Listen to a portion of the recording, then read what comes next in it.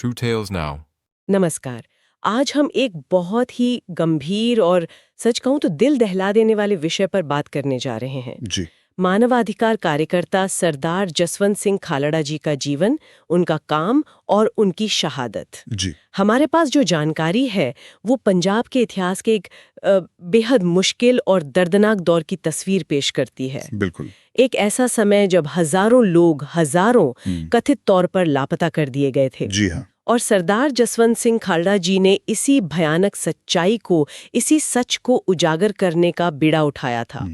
ये कहानी है असाधारण साहस की, गहरे दुख की और न्याय के लिए एक कभी न खत्म होने वाले संघर्ष की। सही कहा आपने। ये कहानी याद रखना और समझना बहुत जरूरी है। ये दिखाती है कि कैसे मुश्किल और खतरनाक हालात में सच को सामने लाने के लिए कितनी असाधारण हिम्मत चाहिए होती है। हाँ। ये जो जबरन गुमशुदगी और न्यायेतर हत्याओं का जिक्र है ना, ये मानवाधिकारों के इतने गंभीर उल्लंघन हैं कि इन पर बात होनी ही चाहिए ताकि इतिहास से कुछ सीखा जा सके। बिल्कुल। आज की हमारी चर्चा उसी समय के माहौल पर, इमरजेंसी और ऑपरेशन ब्लू स्टार के बाद की जो स्थिति थी, पुलिस की बढ़ती ताकतें और सरदार खालड़ा जी के अविश्वसनीय प्रयास, उन पर केंद्रित रहेगी। जी, विषय वाकई बहुत गंभीर है। उस दौर में डर और अनिश्चितता का माहौल कैसा था, इसे समझने के लिए कुछ घटनाएं देखना जरूरी है। एक मामला तरन तारण का है। 20 जुलाई 1992। दो बहनें, मंजीत कौर 21 साल की और जसवीर कौर 19 साल की, घर पर थी। तभी पुलिस वाले, कहा जाता है डीएसपी दिलबाग सिंह और एसएचओ गुरबचन सिंह थे, उन्हें दिन दहाड़े घर से उठाकर ले गए। दिन दहाड़े घर से? हाँ। और जब उनका भाई कवलजीत सिंह थाने गया पता करने, तो उसे पहले तो टाल दिया गया और फिर वो भी लापता हो गया। हे भगवान! बात यही नहीं रुकी। अगले दिन पुलिस उनके छोटे भाई रजिंदर सिंह को स्कूल से उठाकर ले गई। स्कूल से? हाँ। और उसी रात पास के एक गांव में उसका कथित इनकाउंटर कर दिया गया। अगले सुबह अखबार में खबर छपी कि वो मुठभेड़ में मारा गया। एक ही परिवार के साथ इस हद तक? ये तो रोंगटे खड़े कर देने वाली बात है। कल्पना करना भी मुश्किल है कि उस परिवार पर, उस माँ पर क्या बीती होगी। ये उस समय की अराजकता और पुलिस को मिली एक तरह से खुली छूट का बहुत ही दुखद उदाहरण है। बिल्कुल। परिवार के मुखिया पिता जगीर सिंह, वो अपने लापता बेटे कन्वलजीत को ढूंढने के लिए दर दर भटकते रहे। किसी ने उन्हें एक अंग संग फूला नाम के व्यक्ति से मिलने को कहा। अच्छा। बताया गया कि उसके पुलिस के बड़े अफसरों से संबंध है और वो ऐसे मामलों में मदद कर सकता है। फूला ने मदद के बदले एक शर्त रखी, एक ऐसी शर्त जिसे परिवार ने मजबूरी में माना। मां हरभजन कौर ने बाद में कभी उस शर्त का जिक्र तक नहीं किया। सोचिए वो क्या शर्त रही होगी। समझ सकते हैं। शर्त पूरी करने के बाद भी जब जगीर सिंह दोबारा फूला के पास गए तो उन्हें खेमकरण के एसएचओ सतबीर सिंह के पास भेज दिया गया। लेकिन रास्ते में ही पुलिस ने गाड़ी रोककर जगीर सिंह को उतार लिया। नहीं। उसके बाद से न कवलजीत का पता चला, न पिता जगीर सिंह का। वो दोनों भी? हाँ। यही माना जाता है कि पुलिस ने उन दोनों को भी मारकर कहीं ठिकाने लगा दिया। अकेली रह गई मां हरभजन कौर। बाद में खालड़ा जी ने उनका घर वापस दिलाने में मदद की, जिस पर किसी ने कब्जा कर लिया था। लेकिन वो आज भी अपने पति और दो बेटों के लिए इंसाफ का इंतजार कर रही हैं। ये घटना, ये उस भयावह दौर की तस्वीर बिल्कुल साफ कर देती है। जानकारी ये बताती है कि पुलिस को मानो पूरी छूट मिली हुई थी। हाँ। फर्जी मुठभेड़ें आम बात थी। लोग डर के साए में जी रहे थे। हाँ। और उस समय लागू टाडा जैसे जो सख्त कानून थे ना, उन्होंने सुरक्षा बलों को गिरफ्तारी और नजरबंदी के लिए बहुत ज्यादा अधिकार दे दिए थे। इससे न्यायिक प्रक्रियाएं कमजोर हुई और मानवाधिकारों के हनन का खतरा वो और भी बढ़ गया था। कानून का डर जैसे खत्म ही हो गया था। जी। एक और घटना का जिक्र मिलता है, ब्रह्मापुरा कांड 1986 का। खालिस्तान लिबरेशन फोर्स के सदस्य थे अवतार सिंह ब्रह्मा। उन्हें पकड़ने के लिए सीआरपीएफ मतलब केंद्रीय रिजर्व पुलिस बल की पूरी बटालियन गांव में तैनात थी। तलाशी के बहाने सीआरपीएफ जवान गांव वालों को घरों से उठाकर ले जाते और बुरी तरह पीटते थे। अच्छा। इससे तंग आकर एक रात अवतार सिंह ब्रह्मा ने गुरुद्वारे से लाउडस्पीकर पर सीआरपीएफ को ललकारा। जब सीआरपीएफ बाहर नहीं निकली तो ब्रह्मा चला गया। फिर? इसके बाद सीआरपीएफ ने अपनी नाकामी का गुस्सा वो गांव वालों पर निकाला। घरों में घुसकर मारपीट की, बुजुर्गों बच्चों को भी नहीं बख्शा, गुरुद्वारे तक में बेअदबी की गई। ये तो सामूहिक सजा देने जैसा हो गया। सत्ता का दुरुपयोग का एक और भयानक उदाहरण। हाँ, और अगली सुबह जब जसवंत सिंह खालड़ा जी अपने साथियों के साथ गांव पहुंचे और इस बर्बरता की जांच की मांग की, तो प्रशासन ने दोषियों पर कार्रवाई करने के बजाय खालड़ा जी और उनके साथियों को ही गिरफ्तार कर लिया। उन्हें ही गिरफ्तार कर लिया? जी, 4 दिन तक थाने में रखकर शारीरिक और मानसिक यातनाएं दी गईं, फिर अमृतसर जेल भेज दिया। बताया जाता है कि उस वक्त के आईजी पुलिस केपीएस गिल और सीआरपीएफ प्रमुख ने अपने जवानों पर कोई कार्यवाही नहीं होने दी। मतलब कोई जवाबदेही नहीं? कोई नहीं। ये घटनाएं उस दौर की कड़वी सच्चाई हैं। अब बात करते हैं जसवंत सिंह खालड़ा जी की। वो अमृतसर जिले के खल्लड़ा गांव के रहने वाले थे। जी। उनके दादा सरदार हरनाम सिंह जी गदर पार्टी के सदस्य थे और कामा गाटा मारू जहाज वाले प्रकरण से जुड़े थे, जिन्हें बाद में बरसों तक घर में नजरबंद रखा गया। अच्छा, तो परिवार में ही ये जज्बा था? हाँ, अन्याय के खिलाफ आवाज उठाने का जज्बा शायद उन्हें विरासत में मिला था। खालड़ा जी खुद एक सहकारी बैंक में काम करते थे, अपनी ईमानदारी के लिए जाने जाते थे। भ्रष्टाचार के खिलाफ बोलने में कभी हिचकते नहीं थे। यहाँ तक कि एक बार उनकी तत्कालीन पंचायत मंत्री आत्मा सिंह से भी बहस हो गई थी। अच्छा। धीरे धीरे वो मानवाधिकारों के हनन के मामलों से जुड़ते गए। जी। लापता लोगों के परिवारों की मदद करने लगे।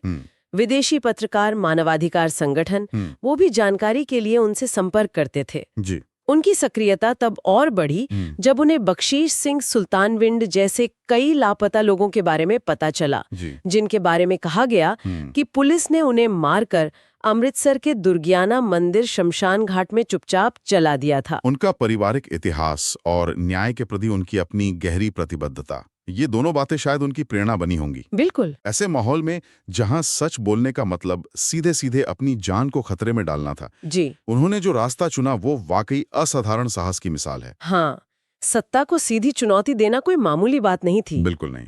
और खालड़ा जी सिर्फ सुनी सुनाई बातों पर यकीन करने वाले नहीं थे। उन्होंने सबूत जुटाने का जोखिम भरा काम शुरू किया। जी। उनकी जांच प्रक्रिया कुछ इस तरह आगे बढ़ी। उन्होंने शुरुआत की अमृतसर के दुर्गियाना मंदिर के पास वाले शमशान घाट से। वहां कर्मचारियों से बात की, रिकॉर्ड्स देखे तो गुप्त दाह संस्कारों के संकेत मिले। कर्मचारियों ने दबी आवाज में बताया कि अक्सर राख और अज्जले इंसानी अंग मिलते थे। हे भगवान। जांच में सामने आया कि पुलिस रोजाना कई शवों को लावारिस बताकर लाती थी और गुप्त रूप से जला देती थी। कभी-कभी एक दिन में दर्जनों रोज? हाँ, शमशान घाट के शुरुआती रिकॉर्ड में जलाई गई लाशों की संख्या तो थी, पर नाम पते का कोई जिक्र नहीं था। इस मुश्किल काम में उन्हें जसपाल सिंह ढिल्लों का साथ मिला। ढिल्लों खुद एक पूर्व पुलिस अधिकारी थे। अच्छा। हाँ, जो पुलिस की ज्यादतियों से तंग आकर नौकरी छोड़ चुके थे और मानवाधिकार कार्यकर्ता बन गए थे। उन्हें पुलिस के तौर तरीकों की अच्छी समझ थी। ये तो बहुत महत्वपूर्ण साथ रहा होगा। बिल्कुल। ये काम इतना बड़ा और खतरनाक था कि उन्हें संस्थागत मदद की जरूरत महसूस हुई। उन्होंने शिरोमणि गुरुद्वारा प्रबंधक कमेटी SGPC के तत्कालीन प्रधान जत्थेदार गुरचरण सिंह टोहरा से संपर्क किया। जी। जत्थेदार टोहरा ने उन्हें चंडीगढ़ में अकाली दल के दफ्तर में काम करने के लिए जगह मुहैया कराई। ये एक बड़ी मदद थी। इसके बाद खालड़ा जी और उनकी टीम ने अमृतसर, पट्टी और तरन तारन के शमशान घाटों और नगर निगमों से लावारिस लाशों के दाह संस्कार से जुड़े रिकॉर्ड जुटाने शुरू किए। उन्होंने पुलिस द्वारा दर्ज मुठभेड़ों के रिकॉर्ड का शमशान घाट के रिकॉर्ड से मिलान किया। मतलब क्रॉस चेकिंग की पूरी। जी हाँ, और नतीजा दिल दहला देने वाला था। अकेले इन 3 जगहों पर ही लगभग 25,000 से ज्यादा शवों का लावारिस बताकर गुप्त रूप से दाह संस्कार किया गया था। 25,000? हाँ, और ये सिर्फ एक अनुमान था। असल संख्या शायद इससे भी ज्यादा हो सकती थी, क्योंकि कई शवों को तो नदियों में बहा देने की बातें भी सामने आई थी। बिल्कुल। 25,000 ये संख्या, ये उस वक्त पंजाब के मानवाधिकारों के हनन के पैमाने को दर्शाती है। ये कोई मामूली आंकड़ा नहीं है। ये राज्य प्रायोजित दमन के एक व्यवस्थित और क्या कहें एक औद्योगिक स्तर की ओर इशारा करता है, जहां इंसानी जिंदगी की कोई कीमत नहीं थी। सही कहा आपने। इतने खतरों के बीच सबूत इकट्ठा करना खालड़ा जी की लगन और अपने संपर्कों का सही इस्तेमाल करने की उनकी काबिलियत दिखाता है। लेकिन सोचने वाली बात यह है कि इतने बड़े पैमाने पर यह सब बिना उच्च स्तरीय सहमति या नजरअंदाजी के कैसे संभव हो पाया होगा? बिल्कुल, ये सवाल तो उठता है। इन सबूतों के साथ खालड़ा जी ने प्रेस कॉन्फ्रेंस की और इन भयानक निष्कर्षों को दुनिया के सामने रखा।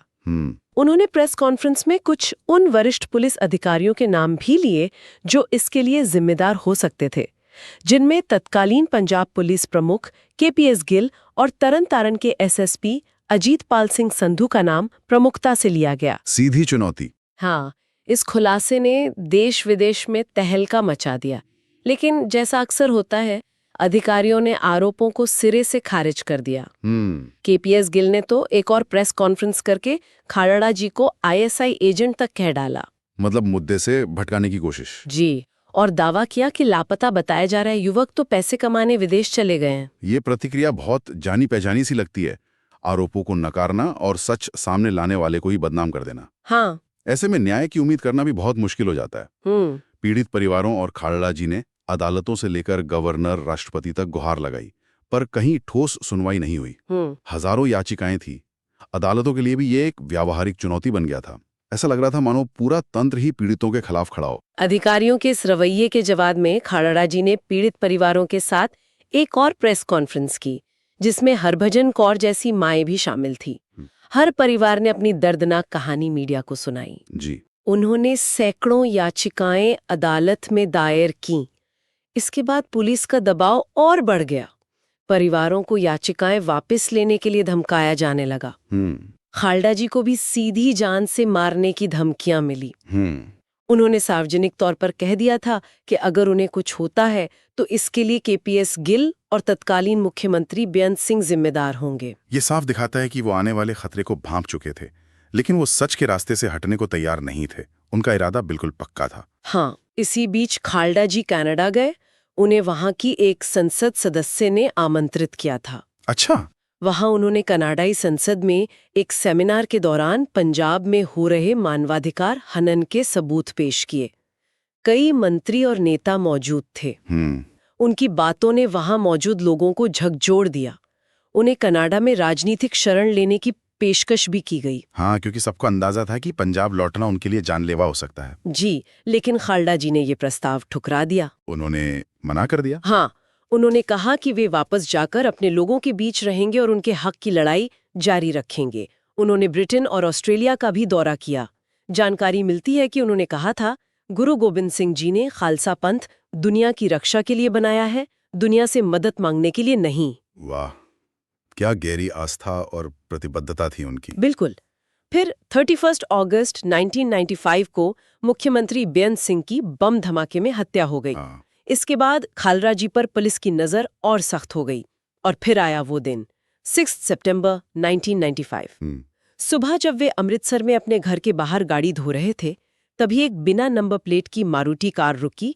उसमें से कुछ लोग उतरे और जबरन खालड़ा जी को गाड़ी में डालकर ले गए। दिन दहाड़े? हाँ। इस घटना के चश्मदीद गवाह उनके पड़ोसी किरपाल सिंह रंधावा और रंजीत सिंह रंधावा थे, जो बाद में केस के अहम गवाह बने। इस खबर से तो सिख समुदाय और मानवाधिकार कार्यकर्ताओं में भारी रोष फैल गया होगा। बिल्कुल। उनके साथियों ने नए मुख्यमंत्री हरचरण सिंह बराड़ से गुहार लगाई, लेकिन कहा जाता है कि मुख्यमंत्री बराड़ ने ये कहकर लाचारी जताई कि अब बहुत देर हो चुकी है। मतलब एक तरह से इशारा था कि उनके साथ अनहोनी हो चुकी है या होने वाली है। जी। इसके बाद न्याय के लिए एक बेहद लंबी और मुश्किल कानूनी लड़ाई शुरू हुई। 16 साल तक चले। 16 साल? हाँ। इस लड़ाई में वकील राजविंदर सिंह बैंस, बलजिंदर सिंह सोढ़ी और खास तौर पर खालड़ा जी की पत्नी बीबी परमजीत कौर, उन्होंने जो हिम्मत और दृढ़ता दिखाई वो काबिले तारीफ है। जी हाँ, उनकी हिम्मत को सलाम करना चाहिए। जांच और मुकदमे के रास्ते में रोड़े अटकाने की हर संभव कोशिश हुई। मामला सीबीआई को गया, लेकिन गवाहों को डराया धमकाया गया होगा। बिल्कुल। मुख्य गवाह किरपाल सिंह रंधावा पर बलात्कार का झूठा मुकदमा दर्ज कर दिया गया। ओहो। दूसरी गवाह रणजीत सिंह रंधावा को अगवा करके कई दिनों तक पीटा गया। और एक और गवाह थे कुलदीप सिंह पिंकी। उन्हें चुप कराने के लिए पुलिस ने स्पेशल पुलिस ऑफिसर यानी एसपीओ बना दिया। मतलब पुलिस तंत्र का ही हिस्सा। ये सब न्याय प्रक्रिया को प्रभावित करने के खुले प्रयास थे। बहुत ही शर्मनाक। जी। इतने दबावों के बावजूद लड़ाई जारी रही। आखिरकार कई साल बाद कुछ निचले स्तर के पुलिस अधिकारियों को खालड़ा जी के अपहरण और हत्या का दोषी पाया गया। अच्छा, कुछ सजा हुई? हाँ, उन्हें उम्र कैद की सजा हुई। लेकिन जो मुख्य आरोपी थे, जिन पर खालड़ा जी ने सीधे उंगली उठाई थी, केपीएस गिल और अजीत पाल सिंह संधू, उन पर इस मामले में कभी कोई आंच नहीं आई। कुछ साल बाद अजीतपाल सिंह संधू की लाश रेलवे ट्रैक पर मिली।